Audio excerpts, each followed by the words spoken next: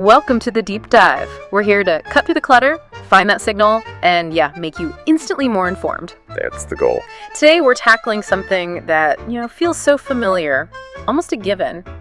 Mediterranean cuisine. Right. You hear that, you probably picture sun-drenched coasts, vibrant, fresh food. But what does it really mean? Is it like one single thing? Or is it something much more complex? And that's what we're diving into. We're going to unpack the whole idea. Okay. Look at where it came from, its basic building blocks, the incredible variety across the region, and how the modern idea, especially the Mediterranean diet, connects back. Or maybe doesn't. Okay, so where do we start? The beginning, I guess. This idea of a unified Mediterranean cuisine. It's not actually ancient, is it? No, not at all. It really gets traction, you could say, with the British cookery writer Elizabeth David. Her book from 1950, A Book of Mediterranean Food. Right, I know that one. And she had this interesting way of defining the region, not by country borders, but by where the olive tree grows. Ah, okay, so like from Gibraltar. All the way to the Bosphorus, yeah. Including the big ports, all the islands. It's a huge area. But her book, didn't it mostly focus on just a few places? That's the interesting part. Despite that wide definition, it was mostly Spain, France, Italy, and Greece. And that focus kind of helped cement what people often call the Mediterranean triad, three core elements. Olive, wheat, and grape. Exactly.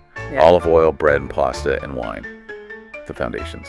But even with those shared staples, there's this debate, right? Is it really one single cuisine? Oh yeah, a big debate. Yeah. Some writers are adamant, asking if the foods from this massive, diverse area can even be lumped together under one name. It gets fascinating. Okay, let's dig into that trinity then, the backbone ingredients. Start with the olive. Okay, the olive. Its origins seem to be Persia, Mesopotamia. We're talking maybe 6,000 years ago. Wow. And cultivation spreading, southern Turkey, the Levant, Crete, back in the early Bronze Age. And today, it's still very Mediterranean-centric. Absolutely. The top 10 olive-producing countries, all near the Mediterranean, they account for something like 95% of the world's olives. 95%. Yeah. And most of that, maybe 90%, goes into making olive oil. Which they use a lot of, I imagine. Oh, incredible amounts. Look at Greece, for example. Yeah. In 2014, they used about 17 kilos per person. 17 compared to what, like the U.S.? The U.S. was around 1 kilo per person that year. That's a huge difference. It's not just an ingredient, then. It's a fundamental. Exactly. It's the liquid backbone. It shapes everything: flavor, cooking methods, daily life, even the economy. Right. Okay, number 2, wheat. Wheat. Domestication goes back even further, maybe 10,000 years ago, in the Fertile Crescent. And spread from there. All across the Mediterranean. Yeah. Reached Spain by 5000 BC. It was massively important. Think about the Roman Empire. The breadbasket of North Africa. Precisely. And it's not just bread, obviously. Pasta, couscous, bulgur. Semolina shows up everywhere. Like in desserts, too. Yeah, like Greek galaktobourko, that phyllo pastry with semolina custard. Or halva, the sweet semolina stuff you find all over. Wheat is just critical. And the third part of the triad. The grape. The grape. Domesticated somewhere between the Black Sea and Persia, maybe 7,000 to 4,000 BC.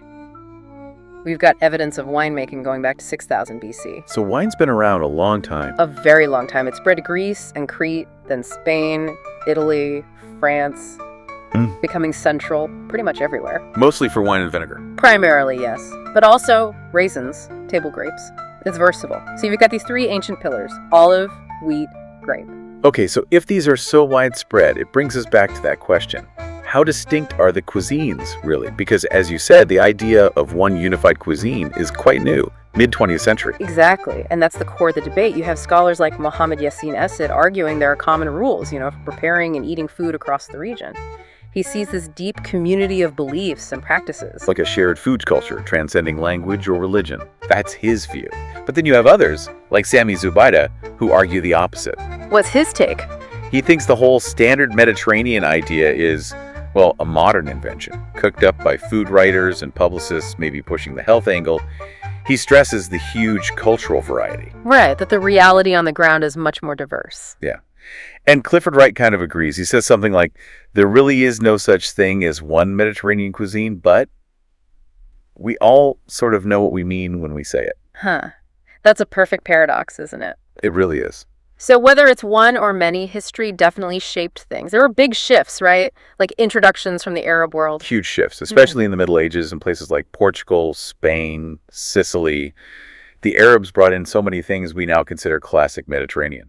Like what? Oh, aubergines, spinach, sugarcane was massive, rice, apricots, citrus fruits. Wow, okay. So that really formed a whole new tradition, like in Al-Andalus. Absolutely. It created a distinct culinary identity. And then later on, another massive change. The Americas. Exactly. The Columbian Exchange around the 16th century. Think about the tomato. Can't imagine Italian food without it. Right. But it only really arrived then, first described in print in 1544, I think. It was adopted enthusiastically, but it's relatively new in the grand scheme of things. That's wild. What else came over? Beans. Lots of common beans, like the French bean or haricot bean. Brought over by Spanish and Portuguese explorers, it just shows how these ancient cuisines are always evolving. Okay, so we've got shared roots, shared staples, historical shifts. But what about the food today? You still get those common threads, right? Olive oil, garlic. Oh, definitely. Those ever-recurring elements, as Elizabeth David called them.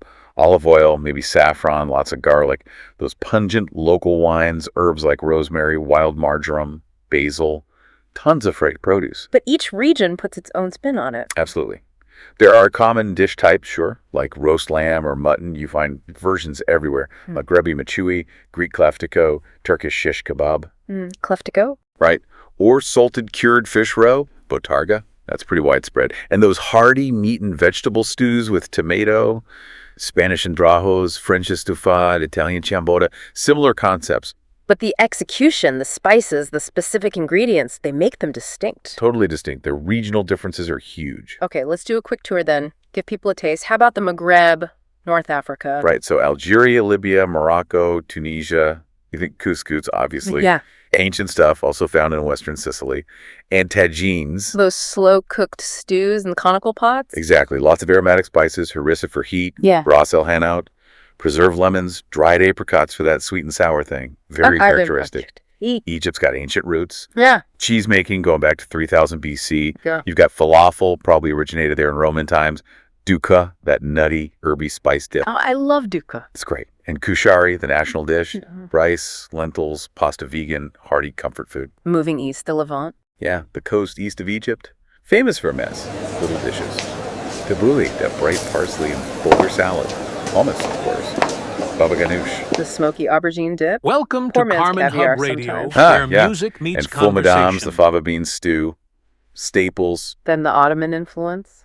Turkey, Balkans, Greece. Yeah, that's a huge culinary footprint. Think borek, those flaky phyllo pastries filled with meat or cheese or veg. And moussaka. The layered aubergine bake. Right. Though the Greek version, the one most people know outside the region, that's actually a newer thing. The 1920s. A chef named Salamantes kind of modernized it. Interesting. So Greece itself, beyond moussaka. Lots of vegetables, olive oil, grains, fish, wine, meat, olives, cheese feta, obviously yogurt are huge. Dishes with ancient roots like lentil soup, fasolata bean soup, and lots of dishes with names showing Ottoman influence, like tzatziki. Okay, Italy. Outside the north, I guess. Yeah, the southern, more Mediterranean parts, pizza, naturally. Neapolitan, Sicilian styles, often simpler toppings like margarita, pasta, of course, spaghetti with just olive oil and garlic, or simple tomato sauce. And risotto. Creamy rice. Different regional versions. Loads, like Yeah. in the Veneto. Uses that short grain Italian rice. Yeah, it's Provence down south. Right, Provence, Occitania, Corsica. Think bouillabaisse. The big fish stew from Marseille. That's the one. Needs lots of different fish. Mediterranean veg, herbs like fennel, orange peel, very specific. And salad niçoise, tomatoes, tuna, eggs, olives, anchovies, classic. Spain, Andalusia, Valencia. Definitely. Paella is key, originating in Valencia. So many versions. Chicken, rabbit, seafood, veg with that saffron rice cooked in the big shallow pan. Catalan cuisine is fascinating too, influenced by Romans, Moors, French, Italians, bread, wine, herbs, nuts. It's Portugal. It's on the Atlantic, but feels Mediterranean. Parts of it absolutely are. Olive groves, the climate, it fits the basin. And the food blends that Mediterranean trio, bread, wine, olive oil, with a strong Atlantic fishing tradition. So lots of seafood. Bacalhau. The salted cod, yes. Mm-hmm. A national passion. Plus things like piri-piri sauce for heat and those amazing custard tarts, pastéis de nata.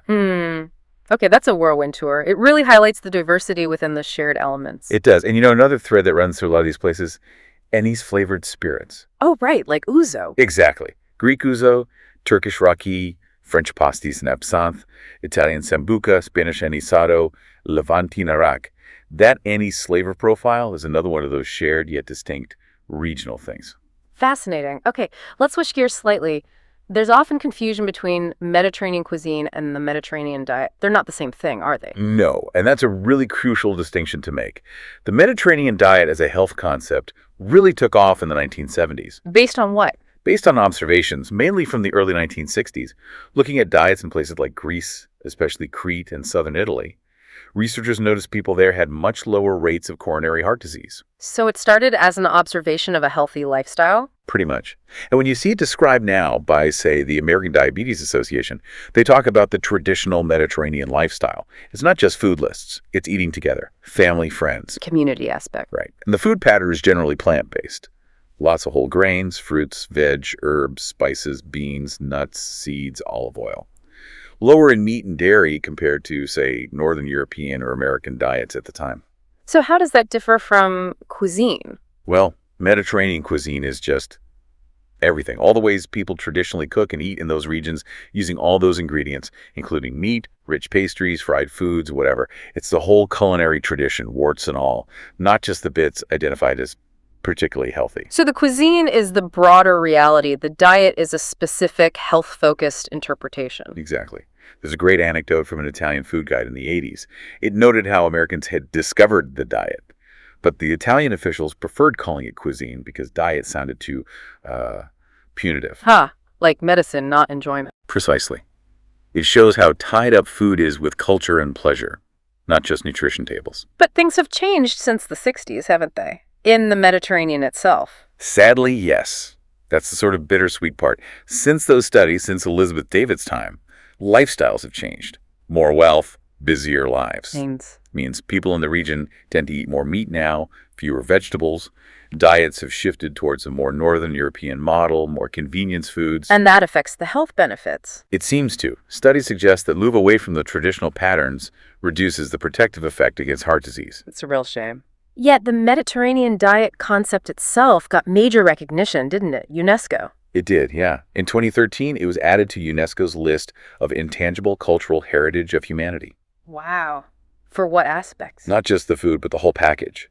The skills, knowledge, rituals, symbols, and traditions around growing, harvesting, fishing, cooking, and especially the sharing and consumption of food. So recognizing the cultural depth beyond just macronutrients. Exactly. It acknowledges it as a living cultural tradition. Okay, what a journey. We've gone from, ancient olives and wheat to these complex modern debates about cuisine versus diet. It really shows that Mediterranean cuisine isn't one simple thing.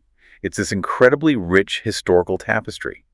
Shared threads, yes, but woven into vastly different regional patterns. Always changing, too. And understanding that history, the geography, the cultural exchanges, it just adds so much depth to appreciating the food itself and how food reflects bigger societal shifts. Absolutely. So here's something to think about as we wrap up. We've seen the shifts towards maybe less traditional, more convenient eating patterns in the region itself. And we have this ongoing debate, is it one cuisine or many?